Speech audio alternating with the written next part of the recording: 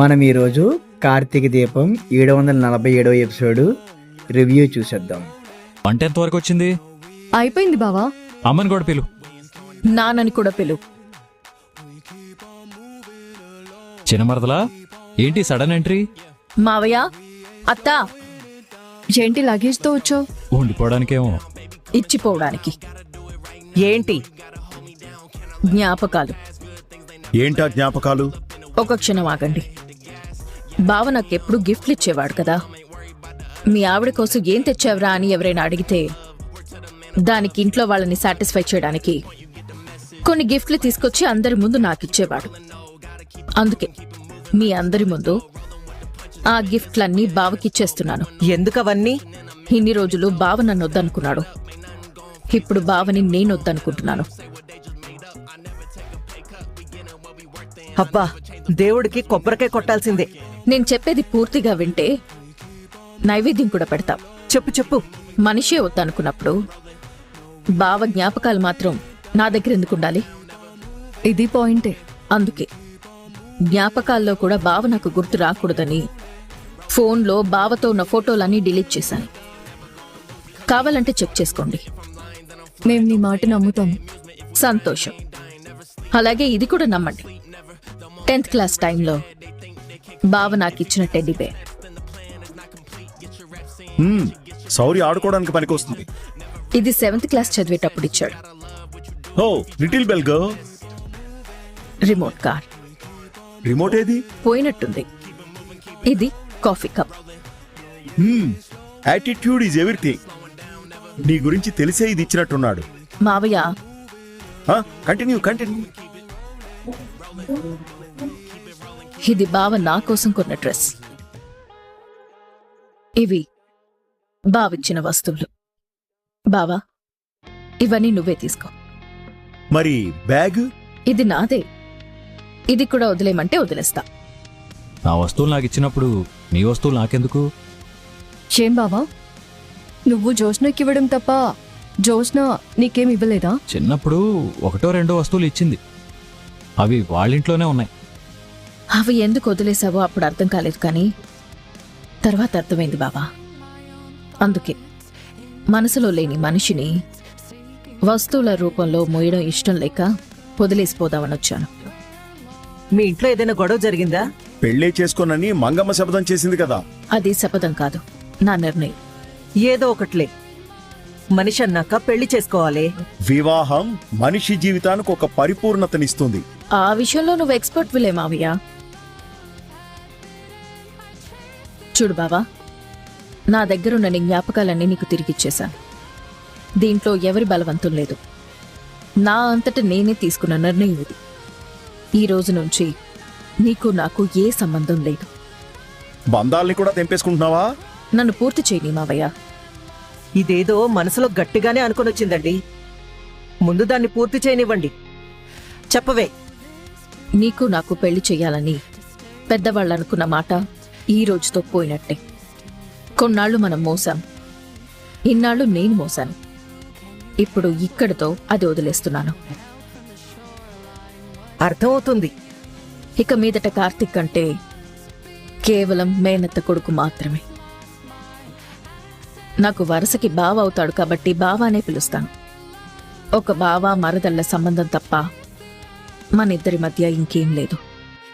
ఉంటాను బావా.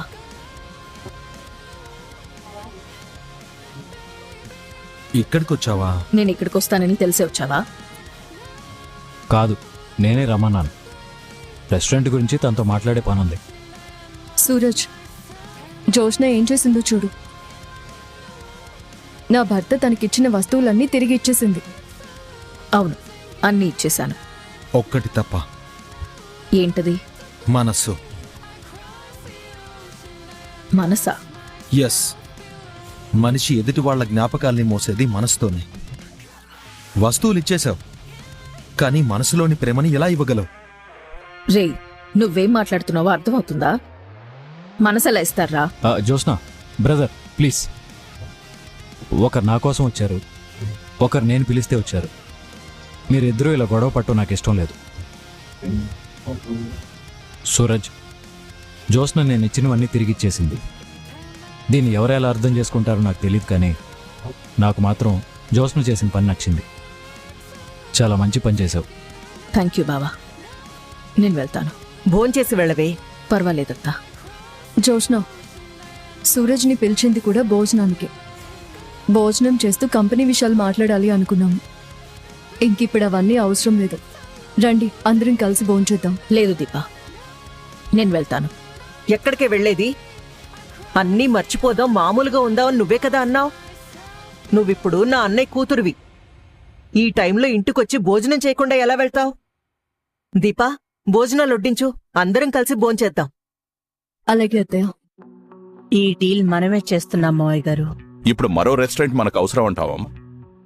మార్కెట్లో మనకి మంచి అవకాశాలు ఇలాగే వస్తాయి మావయ్య గారు. మెయిన్ సెంటర్లో ఉన్న ఒక మంచి రెస్టారెంట్ ఈరోజు నష్టాల్లో ఉంది. దాని యజమాని దాన్ని అమ్మేయాలి అనుకుంటున్నాడు. నష్టాల్లో ఉంది కాబట్టి నచ్చిన రేటుకి అమ్మలేడు. వచ్చినంత రేటుకే అమ్మాలి. ఈ పాటికి మరి వేరెవరైనా ఆ రెస్టారెంట్ ని అడిగే ఉంటారు కదమ్మా.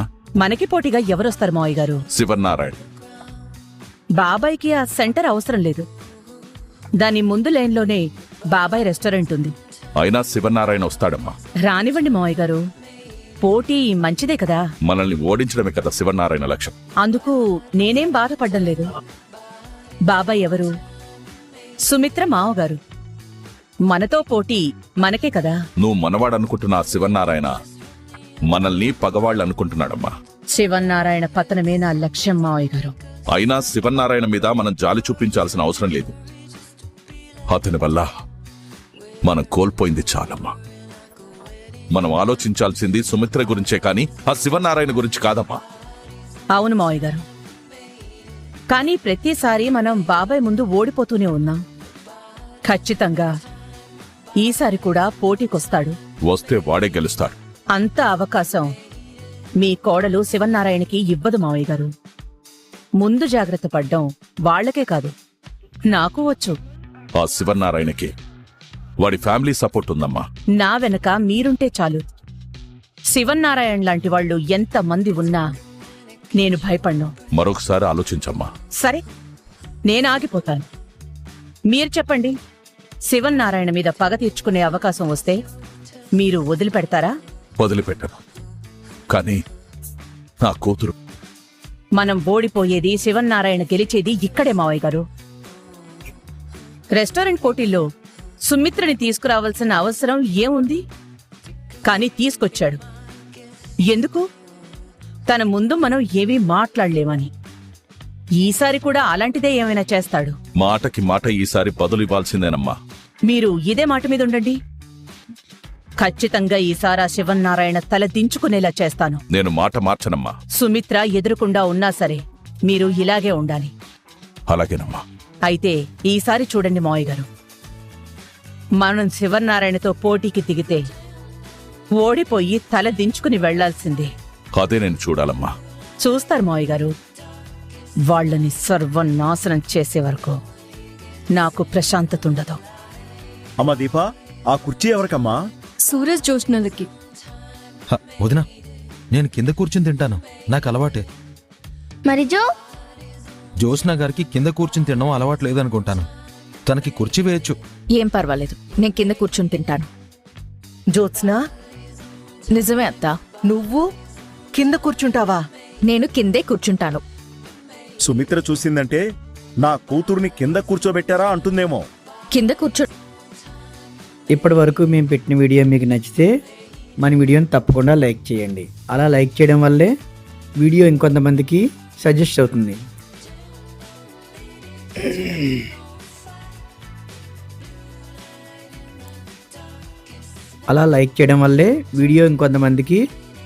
అవుతుంది. మన ఛానల్ కూడా గ్రో అవుతుంది. అలాగైతేనే మేము కొత్త కొత్త వీడియోలు చేయగలం. మనం పెట్టే ఈ వీడియోల్లో అనవసరమైనటువంటి మ్యూజిక్ కానీ అనవసరమైన గ్యాప్స్ అన్నీ తీసేసి వాయిస్ని మాత్రమే మేము అందిస్తున్నాం. దీనివల్ల మీ టైం కలిసి వస్తుంది, మీకు బోర్ కొట్టకుండా ఉంటుంది. ఇక మళ్ళీ సీరియల్లోకి వెళ్ళిపోదాం. కింద కూర్చోవడం ఏమి చిన్నతనం కాదు మావయ్య. నేను కింద కూర్చుంటాను. వింతలన్నీ ఒకేసారి చూస్తున్నానేంటి?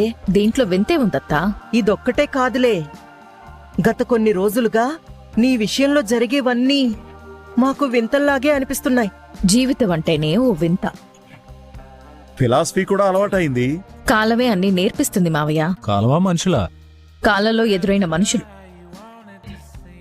అబ్బో, మాట తీరు కూడా మారింది. అన్నీ మారతాయి మావయ్య. ఏం మీకు నచ్చడం లేదా? అయ్యో, ఎందుకు నచ్చదే? నువ్వు మారితే మంచిదే కదా. ఇది మా అన్నయ్య అదృష్టం. కొంతమంది అదృష్టాన్ని అందుకోలేరులే అత్తా. బ్రదర్ కూర్చో, భోంచేద్దాం. ఏంటి బ్రదర్ కూర్చోమంటే తడువుకుంటావు? రారా కూర్చో. నేను కిందే కూర్చుంటాను. మావయ్య, నువ్వు ఇటు వస్తావా? ఏమైంది జోష్న? కింద కూర్చోవడం అలవాట్లేదు కదా, కంఫర్ట్గా లేనట్టుంది. ఏం చూసినా అంతేనా? అంతే అయి ఉంటుందిలే బ్రదర్.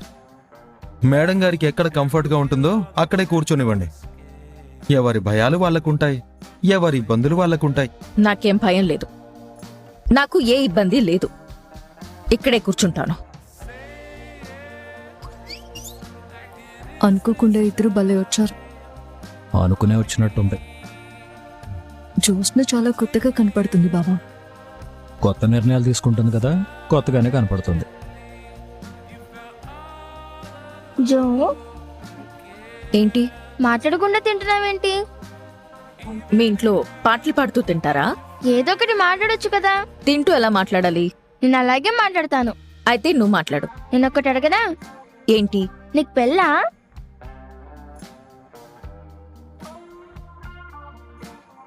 నీకెవరు చెప్పారే? రాత్రి అమ్మ నాన్న నిద్రపోకుండా మాట్లాడుకుంటుంటే విన్నాను. ఏం విన్నావు? ఏం బావా, రాత్రి మీరు నిద్రపోకుండా నా పెళ్లి గురించి మాట్లాడుకున్నారా? నువ్వంటే అంత ఇష్టం మరి. దాన్ని మరోలా అర్థం చేసుకోవచ్చు సూరజ్. ఎలా సార్? జోస్న పెళ్లి కార్తీక్ దీపాలని నిద్రపోనివ్వట్లేదని. నా నిర్ణయం నేను అందరి ముందు చెప్తే నువ్వింకా నా గురించి ఎందుకు ఆలోచించడం? జోష్న, మనం భోజనం చేస్తున్నాం కదా, ఇంత కోపంగా మాట్లాడుకోవడం అవసరమా? దీంట్లో కోపం ఏముంది దీపా? నీ కూతురు నన్ను అడిగింది, నేను నిన్ను అడుగుతున్నాను. అదేదో సరదాగా అడిగింది.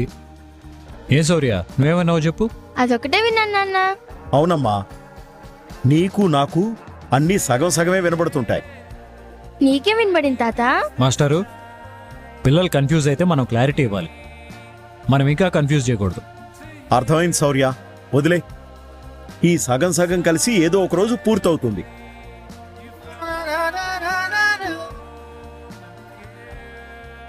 జోస్నా, పెరిగేసుకో. వద్దు బావా, సాంబార్ చాలా బాగుంది, దీంతోనే మొత్తం తినేశాను.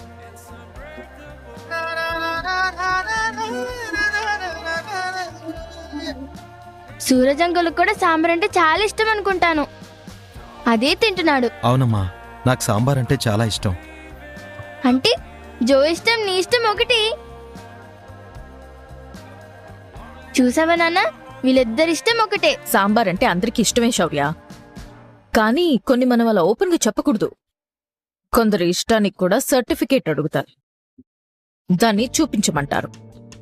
ఇష్టం ఎలా చూపిస్తాం? ఇష్టాన్ని చూపించలేం, మనసుని చూపించలేం. కానీ కొందరు అడుగుతారు. అలా అడిగే వాళ్ళకి తెలియాలి కొన్నింటికి సాక్ష్యాలుండవని. అత్తా, ఈ ప్లేట్ ఎక్కడికడగాలి?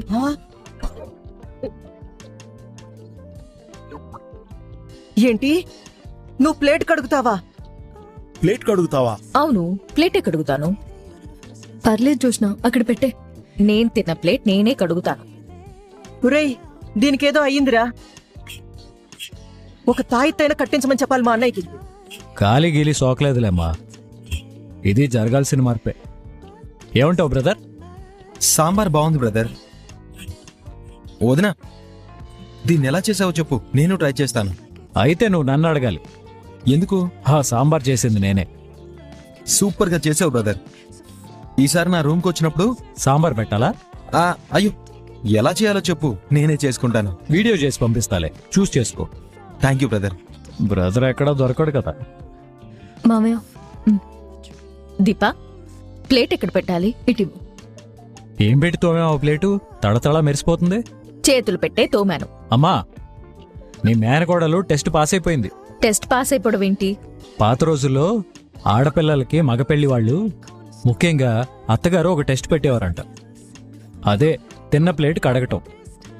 దాని శుభ్రతని నునుపుని బట్టి ఆ పిల్ల ఇంటిని సంసారాన్ని సరిగ్గా చక్కదిద్దుకోగలదో లేదో నిర్ణయించేవారంట. ఈ రోజు నువ్వు ఆ టెస్టు పెట్టకుండానే పాస్ అయిపోయావు. అది కూడా వితౌట్ పెళ్లి చూపులు.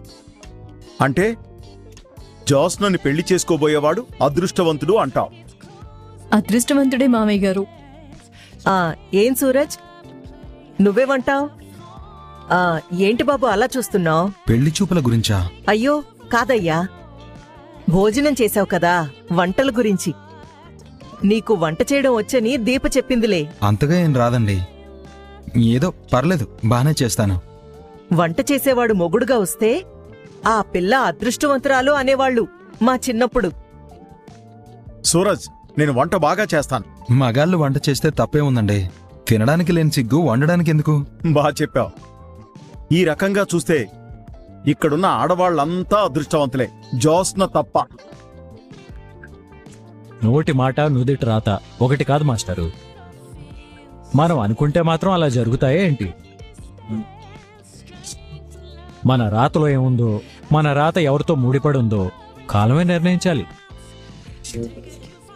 ఎందుకంటే ఇప్పుడు జరిగే మార్పులు ఇంతకుముందు మనం అనుకోలేదు.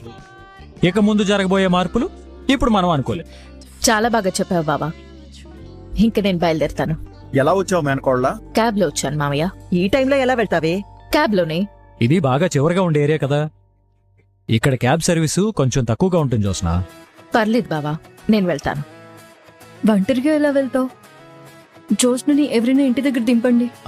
సూరజ్ అటే వెళ్తాడు కదా, కాసేపు ఆగితే ఇద్దరు కలిసే వెళ్ళొచ్చు. అవసరం లేదు బావా, నేను ఎలా వచ్చానో అలాగే వెళ్తాను. అది కరెక్టేలే బ్రదర్, మనం ఎలా వచ్చామో అలాగే వెళ్ళాలి. నాకు ఎవరి సలహాలు అవసరం లేదు. సూరజ్ ఇలా కూర్చో, మనం కొంచెం మాట్లాడుకోవాలి. పదమ్మా.